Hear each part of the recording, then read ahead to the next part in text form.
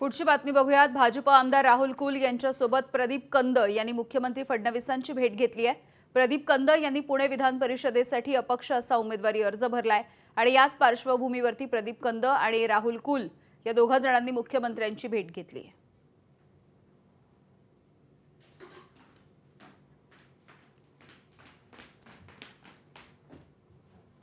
भाजपचे आमदार राहुल कुल आणि त्यांच्यासोबत प्रदीप कंद या दोघांची झालेली ही भेट आपण बघतोय।